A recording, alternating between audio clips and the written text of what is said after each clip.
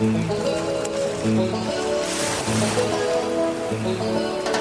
listening to Binging the Devil's Fruit, a One Piece manga read-through podcast where sometimes during the binge, we take a break, kick back, and put on a movie or TV special. And sometimes we even bring along friends.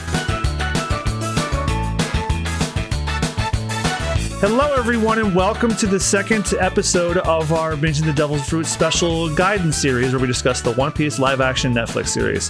I'm your host, John Mukiwara Jam, joined as always by my co-host, Jad Peanut. Hey! And today, we're only joined by my girlfriend, Christine. Hello.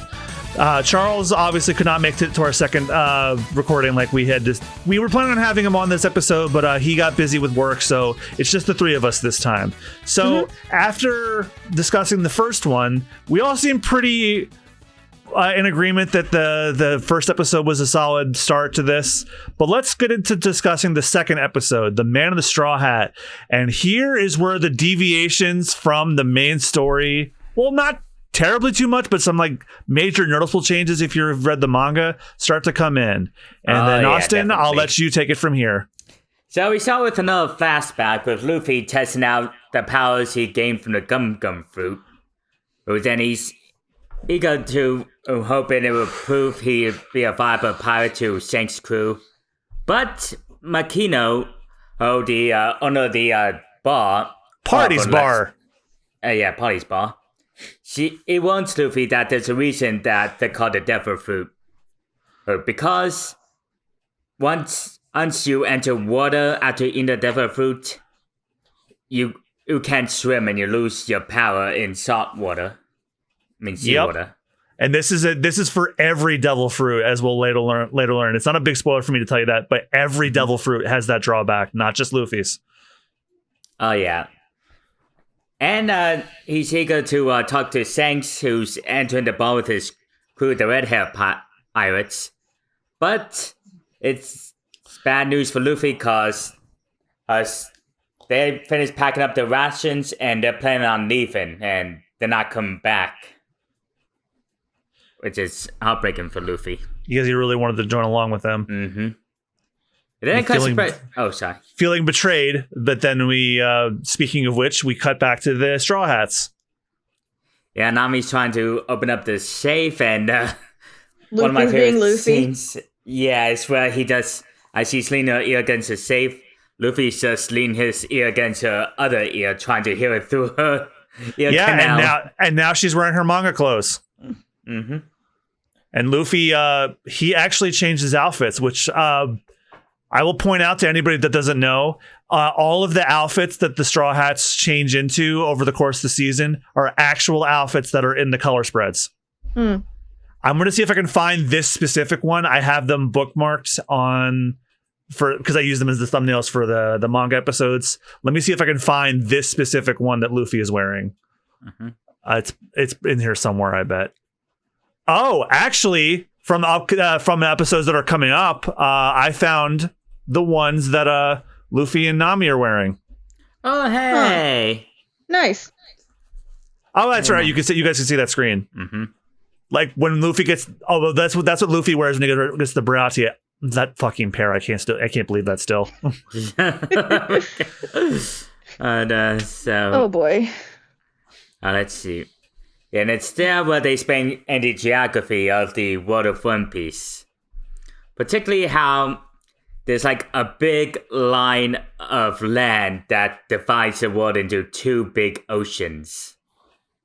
And there's one particular line that she drew to explain into Luffy. That's the Grand Line where a lot of bigger islands and cities and villages reside. And also where the most dangerous creatures and pirates inhabit. Yeah, don't forget also there's like a long stretch of land called the Red Line, which is what separates all the oceans from each other. Oh yeah, that big.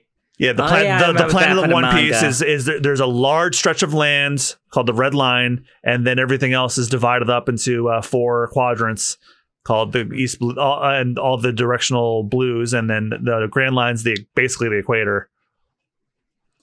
Yeah, even those with the map, Nami still has doubts that the One Piece even exists, but Luffy insists it does. Mm-hmm.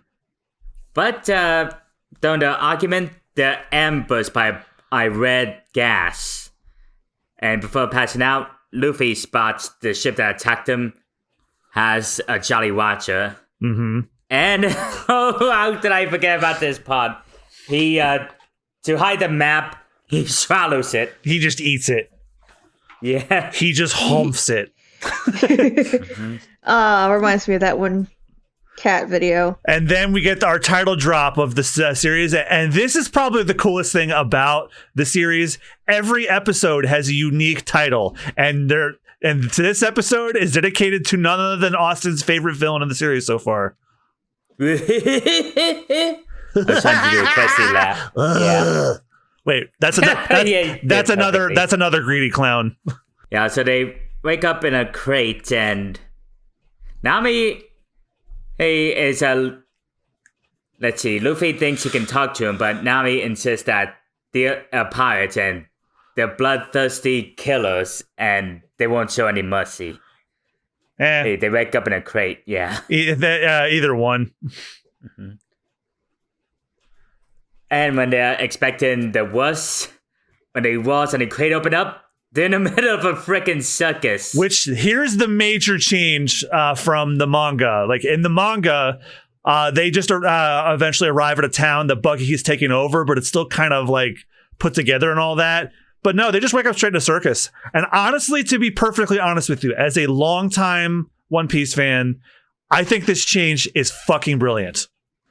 I think this is basically fitting to Buggy's motif. He is the captain of the clown circus pirates. So you're wondering, where's the circus motif? And here it is. Like, granted, his first mate and his major members of his crew are like circus performers, like Moji the Lion Tamer, who honestly only gets one scene in this. He's the one holding the applause sign. Yeah. The only major, I have it up for us on screen share. There he is. He's only in that. Yeah. You only see him there. But Kabaji, Kabaji looks like he just jumped straight out of the friggin' pages. You take one look at him, you don't go, that's not a dude cosplaying Kabaji. That is Kabaji. And, he travels around on a unicycle and specializes in knife combat and knife throwing. Yep. And then out comes Buggy the Clown, played by Jeff Ward, who I only know from like a random character in Marvel's Agents of S.H.I.E.L.D. and I already forgot what he was, but he is delightful. Perfect. Like, he's basically like, I'd almost argue that he's like Batman the Animated Series Joker, where his whole shtick is about like getting the performance right and making people laugh, but when it doesn't go his way, he breaks character. What about you, Austen? What do you think? Yeah, I mean, one thing I love, we get into a great scene later on, is how he's supposed to be intimidating, but he comes in riding the unicycle, which got a laugh out of me. What, Kabaji or Buggy? Kabaji. Yeah, because I was going to say, because Buggy just walked out because he pissed off. He's like, no, the light's in the wrong place. Yeah, the spotlight was too early. Where's the dancing lion? Which is confirmation. Oh, no, Richie. Damn it. Aww. But then, thank God they kept my favorite running gag with Buggy, where if you even so much to say anything that sounds like the word nose, he goes into a fit.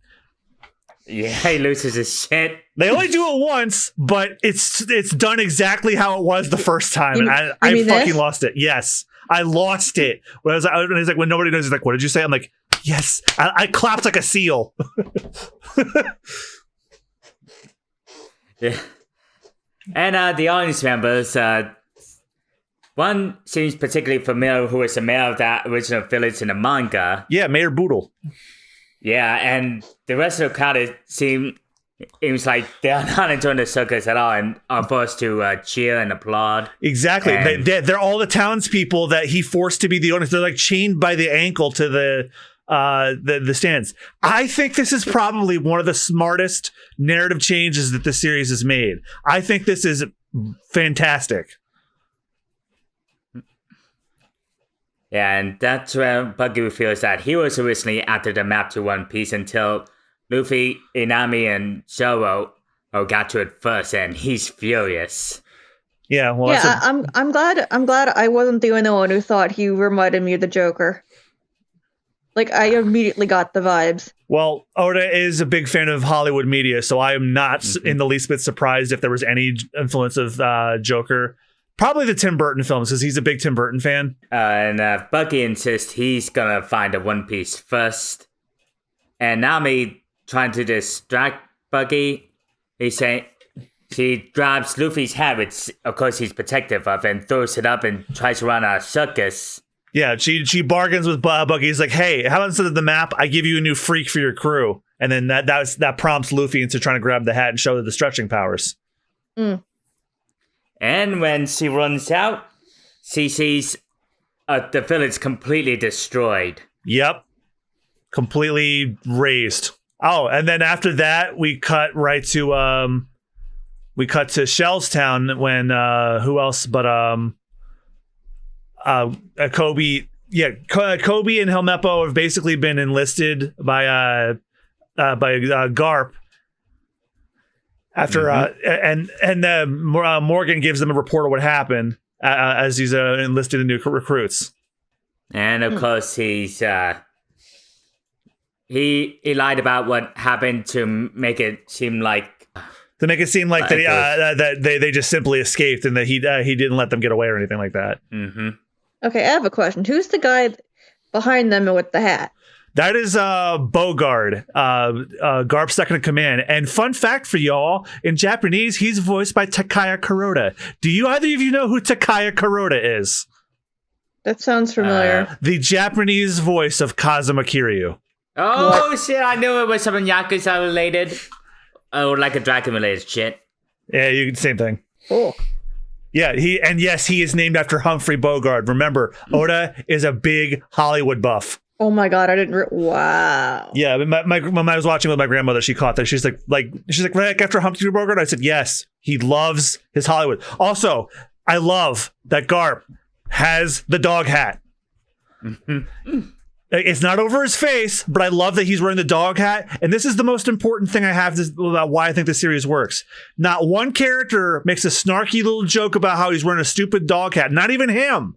And it's all played for like, yeah, he's the Vice Admiral of the Marines. He wears a dog hat. So the fuck what? Like just let the series breathe and be what it is.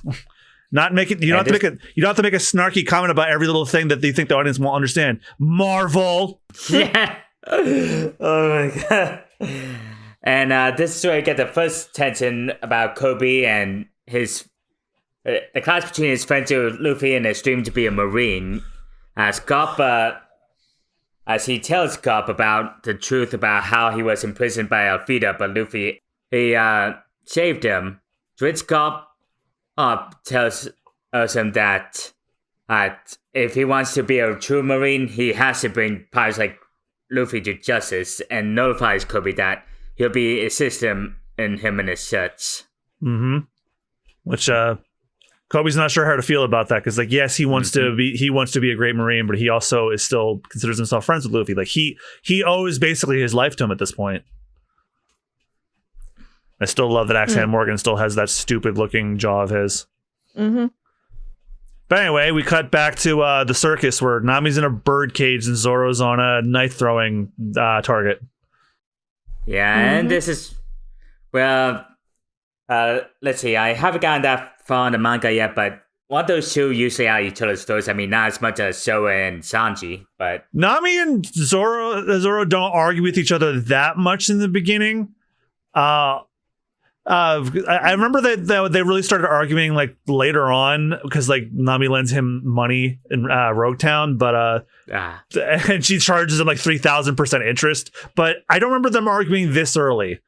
But you know, being he knows about her reputation as a thief, so he's like, "What about you, thief?" It's like, "Can't you lockpick us out of here?" They found 3 of my lockpicks, but they didn't find the one. Yeah, and meanwhile, Buggy's torturing Luffy out in the circus by stretching his rubber limbs Hey, you know those toys I found in the aisle of Walmart that you stretch? I want to do that to you. Stretch Armstrong. Oh God, what if they make one? What if they make one of those with loot out of loot? Oh God, I wouldn't be surprised if they did. If One Piece actually gained in popularity like Dragon Ball did back in the 2000s, I would have assuredly believed that they would have done that. And that was great. Now I'm just thinking about that one commercial of like the Stretch Armstrong, Mickey Mouse, and Goofy dolls that Brock Baker dubbed over. What the hell are your friends, Mickey and Donald? Where there's where they're all screaming in pain. Anyway, but then as Buggy is interrogating Luffy, he's trying to ask him why he wants the map to the Grand Line. And he's like, well, it's because I want to be king of the pirates. And he's like, come on, give me the map. And then he's like, no. And then he stretches him some more. Mm-hmm.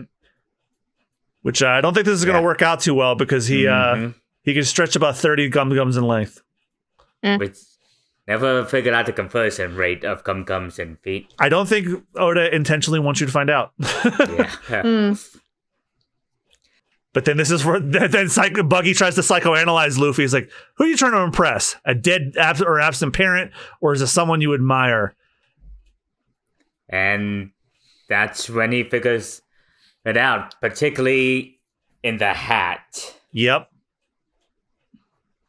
And he recognizes the hat that used to belong to Shanks and reveals that they used to work together in the same crew, or meant a long time ago. Yep. Buggy and Shanks were crewmates on, I won't say whose ship because I don't think you got that far for them to tell you, but and he's like, until he betrayed me. And now I will point out, because the show does not point this out yet, but they should have, that Shanks is why Buggy ended up eating the devil fruit. Like in the manga, they show Buggy and Shanks working with the crew he was with.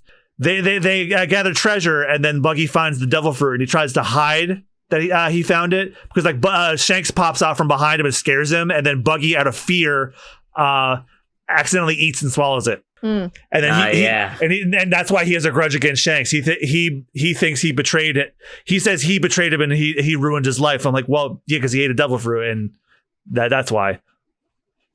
Yeah, and let's see. He insists on keeping and stretching him, particularly because of now he knows how high in regard Luffy holds Shanks, which further annoys him. Yeah, because he's really holding on to a 22-year-old old grudge with Shanks. Yeah, I know him.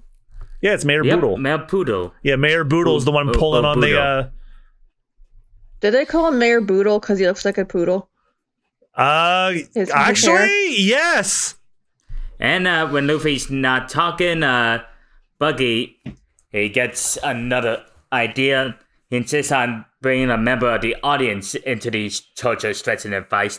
I was hoping it would make Luffy talk. That Luffy, he gets a wrist to slip out the bonds and knocks Buggy's head off, looking like he decapitated him. And that's right. But his hand lands right in an audience member's lap. It's like, boy, I must have making a wrong turn to Albuquerque. No, he doesn't say that. Oh my God. But I revealed just a couple seconds too early that yes, Buggy did indeed eat the devil fruit. Particularly the chop fruit, meaning he can remove any part of his body and have it float together with no consequences to his well-being. Well, except for the one consequence that every devil fruit user has. The sinking seawater. Really interesting that they have poison gas as one of his things, because like Buggy's whole thing was like his cannonballs, or as he explicitly called them, the Buggy balls. I remember that. That was a while ago. No, he still calls them that. So Nami's still working on the lock to arcades, and Kabachi comes in on the unicycle. Oh my God. Was great. I thought that was great. Oh I love it. I almost want the thumbnail for this episode to be him on the unicycle while the subtitle suspenseful music plays, but it has to be Buggy.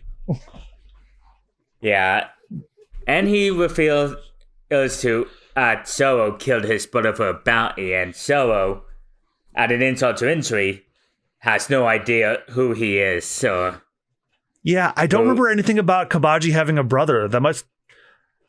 I'm gonna have to look into that one. Actually, hold on. Go on, and I'll see if I can find a. But I do know that I do. Yes, I remember Kabaji pointed out that he hunted people all over the Goa Kingdom, which is a place you'll see later on in the series. But go on, I'll look into it. And Nami gets an idea that she'll be able to fully focus on the pig. And particularly, Kabachi knows that she's working on it. So she curses So to just keep him distracted while she keeps working on a lock. And in a typical knife throw act, he spins So on a bound spinning wheel while he starts throwing knives at it. Yeah, just like at a crazed carnival game. And I believe this is where we start to get to another flashback. No, we get to. Oh no! Wait. Oh no! Kobe and Garp talking, and then we get to see once again that amazing transponder snail animatronic. That thing is amazing and creepy at the same time, and I love it. They are creepy. That's the point. Even in the manga, they had like full luscious lips, which. Why does a snail need full luscious lips? It isn't just that, Austen. Every Marine has, and not even just the Marines, some pirates have them too. They're all personalized to look like the person who owns them. Wait, what? Yes, that's why Garps has a beard just like his, because it's his. Okay, imagine they. Hold on, wait. Go back. I gotta see this. Yeah, Garps looks just like him. That's not an accident. No, that's Morgan's. That's why he has the jaw thing. Oh my god, I can't. But Garps is at the very end of the first episode. He's feeding them lettuce. Oh my god. Cute.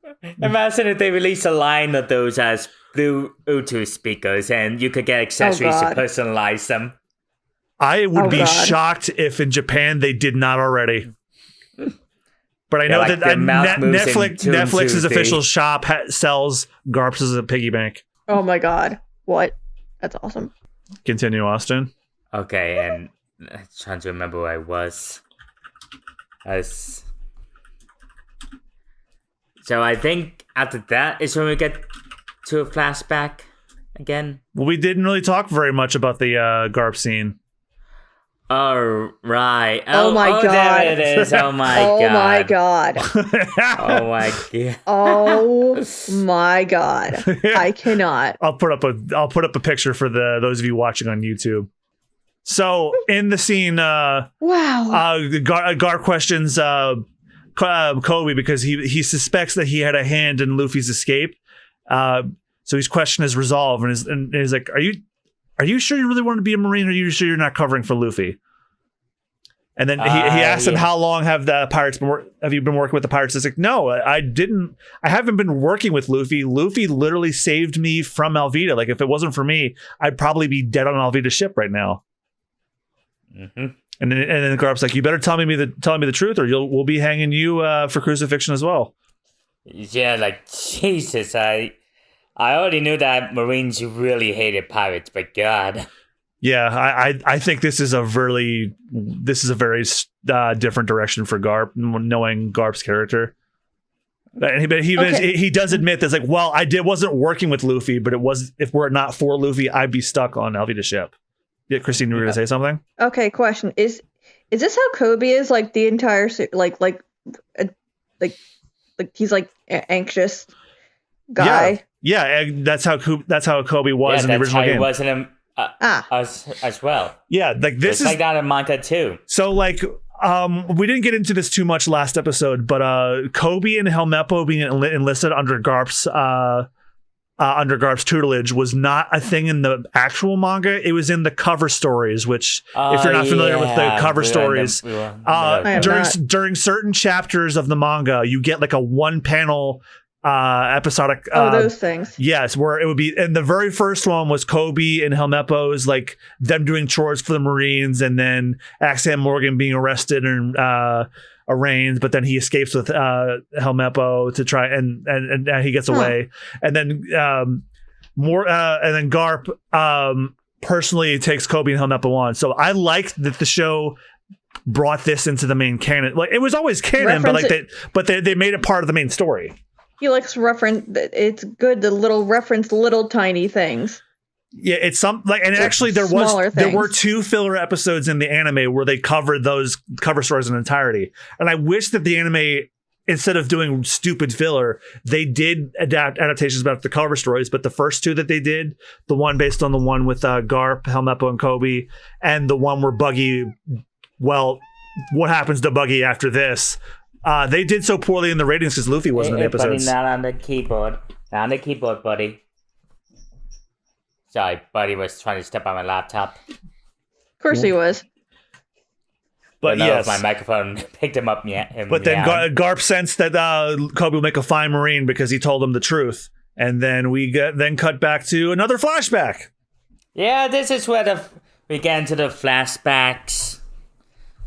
So, of course, Luffy is sad about Shanks and his crew leaving. Of course, he's sad because he won't eat. Oh. Well, it's serious if he's not hungry. But then Haguma the bear and his bandits come back. Mm-hmm. And they insist on finally getting the drinks. And that's when Luffy finally confronts him for how they treated Shanks. And Haguma being... Haguma, being the asshole type of pirate he is. He's a bandit. He's not a pirate. Bandit. Oh. But it turns out Shanks hasn't exactly left yet. And then, let's see. He insists that he lets Luffy go. Yeah, he lets Luffy. He insists Luffy goes, and he gives that baller speech before he fronts him. He's like, "You can spill a drink on me, and I'll let it slide, but don't ever threaten my friends." Mm-hmm. And of course, they're not taking him seriously after the first encounter. But then Shanks pulls a revolver ocelot in Metal Gear Solid 4, points his fingers like a gun, but then Lucky Roo's behind him and shoots him for real. I loved it so much. It's like a spin on what actually happened, but I'll accept it. Mm-hmm. I love that Lucky Roo, even like in the manga, is still carrying a lamb leg with him. No matter what, he's eating a lamb leg. Yeah, he always carried it in his mouth too. Yep, and then they get into a fight with the red hair pirates, and then Yasop shows off his sharpshooting skills by shooting one of the poles and having it ricochet a guy in the face. God, the fights in this show is amazing. And then Ben Beckman they also remember the one important thing about Ben Beckman. He has a pistol, but he does not use it as a firearm. He uses it as a blunt object. Oh. And I remember Lime Juice was in this show, but I don't remember where. I don't recall where he is. But Lime Juice is a character you don't see until later, anyway. But they included him, which I do appreciate. Mm. But if Haguma manages to slip away with Luffy still his prisoner. Yep. But that ties back into what Buggy is now trying to get Luffy to spill the beans now with. Yeah, he trapped him in a tank. And is filling it up with seawater. So he won't be able to punch his way out. Hey, kid, remember Harry Houdini? Wait, who's Houdini? Whatever, I'm drowning you. That's the punchline. Mm-hmm. And that's where they basically reveal that, like, it doesn't have to be that you don't have to be like submerged in seawater. So much as it even touches you, you're basically not only are you not able to use your powers, you're drained of energy. And here I thought it was just regular water. Nope, it has to be seawater. Okay. There's properties in the sea that like don't work with devil fruits. So if you just put salt in water, would it do the same thing? No, it's got to be seawater. It has to be seawater specifically. Mm-hmm. Like seawater is like kryptonite to Superman is what seawater is to devil fruit users. Mm. Mm-hmm. And Buggy is still trying to make Luffy give up the map, but Luffy insists. Yeah, even as his energy is being sapped, he's just like, no. Like, wow. No, I was just laughing because I remember it's like, and then why not? He bangs the thing and he hurts his hand. Yeah, if Luffy says he believes that his crew will help, and which Buggy just mocks. Yeah, he's like, why not? You're a freak scorning abandoned just like I was. Why don't you join up with me? Because that's tying into like how Luffy felt abandoned by Shanks, and Buggy definitely feels abandoned by Shanks still. And then it's like, well, if you join with me, I will go to the Grand Line, and everyone will love me and know my name. And that's when Luffy shouts back, that Buggy can't and make people love him or make people laugh, taking a dig at him. Well, then Buggy goes, well, then fine. Well, then I'll buy Twitter and then make everyone subscribe, and then everyone will have to pay to love me. Wow. And I'll block them if they refer to it as Twitter after I rename it X. Or if they follow my ship. No. He turns the water on, and then we go back to Haguma the bear after he has kidnapped Luffy and gone into the rowboat.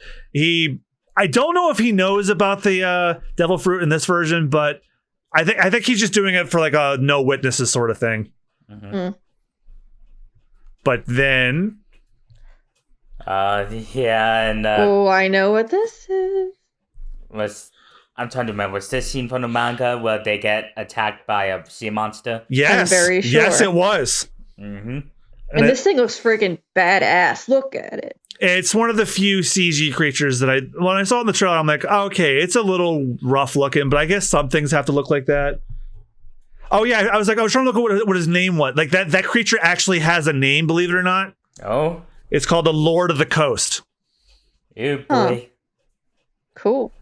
And then it just flashes between Luffy drowning in this flashback and Luffy drowning in the present day. But then an arm picks up Kid Luffy, and it turns out to be Shanks. He swam to shore, I suppose. This scene, right? And then the Lord of the Coast makes his presence known. Oh yeah, Really? I couldn't resist. I know you couldn't. Oh, look at him. He looks so cool. Yeah, it looks pretty badass. Yeah, it's one of the few good. Me. I do like that. He bit at Shanks one time to try, but then Shanks basically tells him to get lost, and then I guess he took that to heart and listened. You'll understand why that worked another time. Oh, yeah.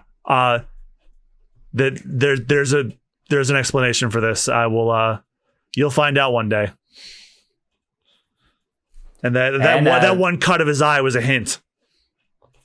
Oh, but it's Shanks didn't get out there untouched though, cause he lost his left arm. Oh, you stole my. But I was like, yeah. Sometimes when it's saving your friends, it costs an arm and a leg. Well, thankfully, he got it for half off. Oh, shut up. Okay. No, bad, John, bad. Classy. Looks fantastic. It's only an arm, so Shanks says. And then we're going back to Luffy trying to struggle through the water tank again as it's filling up. But what really pisses him off is stitch by stitch, Buggy's trying to undo the hat. Yeah, just add insult to injury. While Zoro is still tied to the spinning knife throwing thing. I don't know how he's not barfing after the spinning and all the alcohol he drinks. I mean, he does have a high pain tolerance. Yeah, something you will come to see in spades as we go on. Oh no. But one of those knives got pretty close to Zoro's bound wrist, and as Nami is close to finally unlocking herself, so this continues to this. Yeah, he was just talking him down while he kind of like saws it off, and then at the same time Nami gets the her bonds undone, and then he gets his, and then we're robbed of a fight between Zoro and Kabaji like we were in the manga. He just sleeper holds him, and that's it. Shame, but show must go on. Pun unintended. Haha, funny.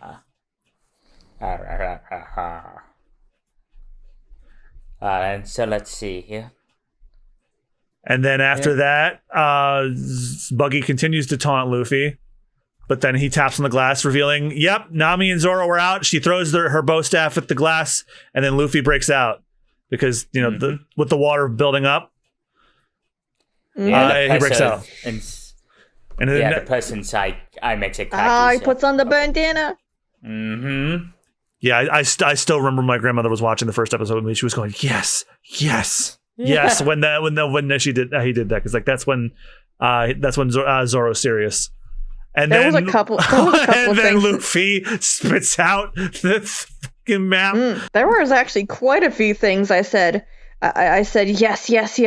They did the thing too during this entire season. Yeah, we'll get into those as we go along. But oh yes, Buggy gets the map while Luffy's still regaining his strength slowly, and then let's see. Oh yeah, and also because Luffy went for his hat and immediately instead of the map. Yeah, but that's where and Nami took notice of that actually, and then Zoro tries to chop Buggy, but little does he know. Oh my god, Buggy has been chopping himself most of his life. Surprise, shithead! I love it so much. That is definitely something I'd expect Buggy to say, so it's fine. Then Buggy shows Nami and Zoro that he can split himself into a tornado of parts. And then Zoro and Nami try to fight him off. Not very easily, though. Yeah, and during the fight, Buggy, just like in the manga, throws a hand holding 3 daggers right at Luffy's straw hat. And he's really angry now. And he echoes the line that Shanks said when he fought Haguma. It's like, you can pour seawater on me, but if you mess with my friends, that's unforgivable. Mm-hmm. And then he gets the bright idea to throw Buggy's parts that aren't his appendages in boxes. And they start knocking him up one by one until...